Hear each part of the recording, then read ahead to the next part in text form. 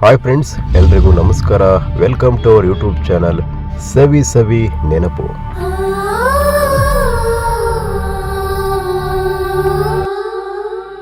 ಜೀವನದಲ್ಲಿ ಕೆಲವು ಕ್ಷಣಗಳು ನಮ್ಮ ಮನಸ್ಸಿನಲ್ಲಿ ಸದಾ ಉಳಿಯುತ್ತವೆ. ಅಂತಹ ಸವಿ ಸವಿ ನೆನಪುಗಳು ಮತ್ತು ಹೃದಯ ಸ್ಪರ್ಶಿ ಕಥೆಗಳಿಗಾಗಿ ಇದು ನಿಮ್ಮ ಚಾನಲ್ ಸವಿ ಸವಿ ನೆನಪು. ಬನ್ನಿ, ಒಂದು ಸುಂದರ ಕಥೆಯ ಲೋಕಕ್ಕೆ ಹೆಜ್ಜೆ ಹಾಕೋಣ. ಇವತ್ತು ಮನಸ್ಸು ಮತ್ತೆ ಹಳೆ ಮನೆಯ ದಾರಿಯತ್ತ ಓಡ್ತಿದೆ.